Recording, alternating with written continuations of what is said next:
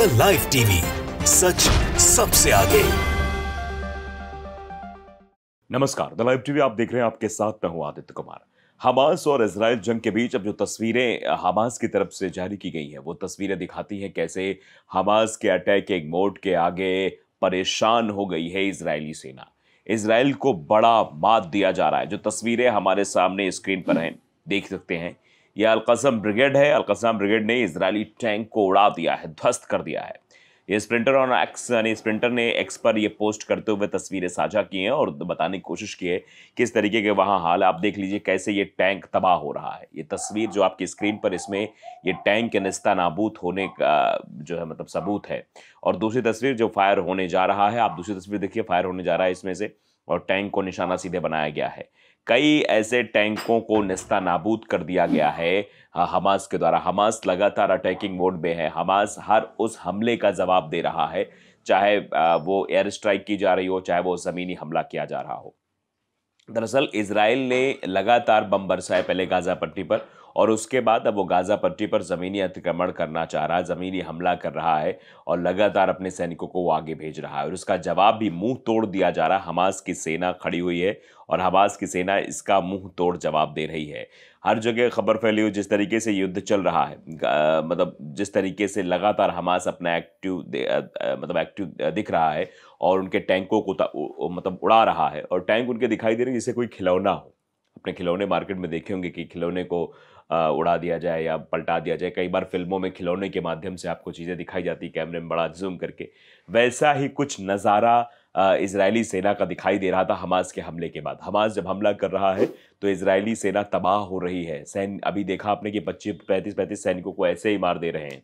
मतलब एक ही बम में सब कुछ तबाह। एक हमला किया, उसके बाद टैंक, और टैंक के आसपास जो 35 सैनिक जो अगल बगल चलते हैं, उन सबको एक बार में ही तबाह हमास कर दे रहा है। और हमास इस बात को बता भी रहा है कि आने वाले समय में और भी क्या कुछ हो सकता है। देखिए, अभी हमास चीफ का बयान भी आया था कि निहत्थे नागरिकों के खिलाफ हो रहा बर्बर नरसंहार, इजराइल पर भड़का हमास चीफ। क्या बोले हमास चीफ, ये भी जरा आप समझ लीजिए। 3 सप्ताह से अधिक समय पहले युद्ध शुरू होने के बाद से गाजा में फंसे लोगों को राफा सीमा पार से एम्बुलेंस में ले जाया गया था। कई विदेशी नागरिकों को गाजा क्षेत्र छोड़ने की अनुमति दी जा रही है। फिलिस्तीनी समूह हमास के प्रमुख इस्माइल हनियेह ने बुधवार को इजराइल पर अपनी हार को कवर करने के लिए गाजा युद्ध में नरसंहार करने का आरोप लगाया है। आप समझिए, ये अपने सेटिस्फेक्शन के लिए कि हमास ने कैसे हमला कर दिया, उसमें मासूम बच्चों को मौत के घाट उतारा जा रहा है। वो आंकड़ा सुनकर आपकी भी रूह कांप जाएगी। अभी 10,000 से ऊपर का आंकड़ा पहुंच चुका है। जो आधिकारिक आंकड़ा 10,000 के आसपास बताया जा रहा है, जिसमें से महज 1,500 लोगों की जान गई इजराइल में। और इजराइल ने इसके बदले गाजा पट्टी पर लगभग 3,500 लोगों, मतलब मासूम बच्चों को मार डाला। और 8,000 टोटल आंकड़ा है, जिसमें से 3,000 3,500 तो बच्चे ही हैं। 8,502 लोगों को मौत की घाट उतार दिया है गाजा में। तो आप अंदाजा लगा सकते हैं इसका परसेंटेज। 80% से ऊपर जो हानि पहुंचाई है वो इजराइल ने पहुंचाई है, और सिर्फ इसलिए पहुंचाने की कोशिश कर रहा है क्योंकि उसके अंदर हठ धर्मिता है। वो मासूम लोगों को मारने से भी नहीं डरता है। हमास के प्रवक्ता ने पहले ही ये बात कही थी कि इजराइल एक अच्छा पड़ोसी हो ही नहीं सकता है। इजराइल के से जो संबंध रखता है उसको तुरंत संबंध समाप्त कर देने चाहिए। ना एक अच्छा पड़ोसी है, ना ये शांति चाहता है, ये सिर्फ विध्वंस चाहता है। और वो विध्वंस की तस्वीरें लगातार आप देख भी रहे हैं, और जिस तरीके से इजराइल काम कर रहा है वो भी आप देख रहे हैं। तो जो हमास चीफ हैं, उन्होंने कहा कि हनिये ने अल जजीरा द्वारा प्रसारित एक भाषण में भड़कते हुए कहा, इजराइल निहत्थे नागरिकों के खिलाफ बर्बर नरसंहार कर रहा है, लेकिन ये खलनायकी उन्हें भारी हार से नहीं बचा पाएगी। हनिये ने भी दावा किया, गाजा पट्टी में रखे गए इजरायली बंधक और उसी मौत और विनाश के अधीन थे जिसका फिलिस्तीनियों ने सामना किया है। मतलब जिससे कई दिनों से फिलिस्तीनी जिस बाबत उनको प्रताड़ित किया जा रहा है, जो वो कुछ झेल रहे थे, उसी का ये नज़ारा देखने को मिला था 7 अक्टूबर को जो कुछ हुआ था।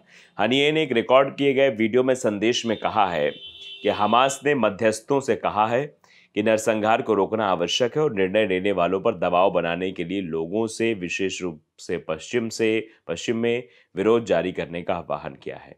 हनिये ने यह भी कहा कि राफा सीमा पार के लिए दोनों दिशाओं में संचालन जारी रखना महत्वपूर्ण है। हनिये का बयान तब आया है जब गाजा से निकाले गए नागरिकों का पहला समूह बुधवार को कतर की मध्यस्थता समझौते के तहत मिस्र में प्रवेश कर गया। वहीं इजरायली बमों ने हमास आतंकवादियों के खिलाफ अपना आक्रामक अभियान जारी रखते हुए जमीन, समुद्र और हवा से फिलिस्तीनी इलाके पर बमबारी की है। 3 सप्ताह से अधिक समय पहले युद्ध शुरू होने के बाद से गाजा में फंसे लोगों को राफा सीमा पार से एम्बुलेंस में ले जाया गया था। मिस्र, इजरायल और हमास के बीच हुए समझौते के तहत कई विदेशी नागरिकों और गंभीर रूप से घायल लोगों को गाजा क्षेत्र छोड़ने की अनुमति दी जाएगी। उधर फिलिस्तीनी निवासियों ने कहा कि मानवीय मोर्चे पर सफलता के बावजूद इजरायली युद्धक विमानों, नौसैनिकों, नौकाओं और तोपखानों ने रात भर गाजा पर हमला किया। आप समझ सकते हैं कि वहां के आम नागरिक भी बता रहे हैं किस तरीके से गाजा पर हमला किया। सब कुछ हो गया था, मानवीय मोर्चे पर सफलता मिल भी गई थी, उसके बावजूद इजरायली युद्धक विमानों, नौसैनिक नौकाओं और तोपखानों ने रात भर गाजा पर हमला किया, जिससे कई नागरिक हताहत हुए। मिस्र के एक सुरक्षा सूत्र ने पहले समाचार एजेंसी रॉयटर्स को बताया था कि बुधवार को 500 से अधिक विदेशी पासपोर्ट धारक राफा क्रॉसिंग से गुजरेंगे। लगभग 200 लोग फिलिस्तीनी सीमा पर इंतजार कर रहे थे। एक दूसरे सूत्र ने कहा कि सभी के बुधवार को बाहर आने की उम्मीद नहीं है और क्रॉसिंग कितने समय तक खुला रहेगा इसकी भी कोई समय सीमा नहीं है। एक पश्चिमी अधिकारी ने कहा कि इजरायल और मिस्र के बीच में विदेशी पासपोर्ट वाले उन लोगों की सूची पर सहमति बन गई है जो गाजा छोड़ सकते हैं। रॉयटर्स के अनुसार एक इजरायली अधिकारी ने पुष्टि की कि इजरायल मिस्र के साथ निकास का समन्वय कर रहा है। इंडोनेशिया का कहना है कि वो 10 नागरिकों को बाहर निकालने की कोशिश कर रहा था, लेकिन उसमें से 3 ने रुकने का फैसला किया है। फिलीपींस, जॉर्डन और इटली ने भी कहा है कि उन्हें बुधवार को नागरिकों को बाहर लाने की उम्मीद है।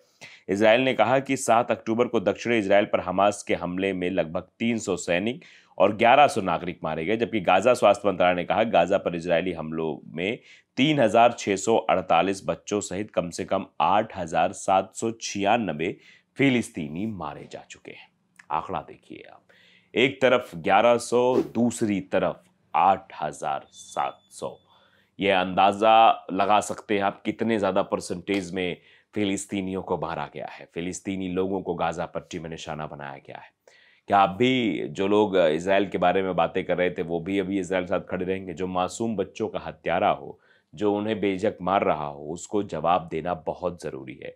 जो पिछले 8 से 9 महीने तक पहले ही प्रताड़ित करता था, लेकिन अभी 8 से 9 महीने में उनका जो है व्यवहार, उनकी बातें, उनका सब कुछ वो बिल्कुल चेंज सा हो गया था, जो साफ तौर पर दिखाई दे रहा था। तो आने वाले समय में स्थितियाँ और बिगड़ने वाली हैं और जो है मतलब माहौल ख़राब हो सकता है, जिस तरीके से सामान्यतः देखा जा रहा है। अब क्या कुछ होगा, क्या नहीं होगा, ये वक्त बताएगा, लेकिन उसके साथ साथ स्थितियां भयावह रूप ले चुकी हैं और हमास इजराइल को मुंह तोड़ जवाब दे रहा है। हमास की तरफ से हमला लगातार जारी है। हमास ने कई टैंकों को तबाह कर दिया है।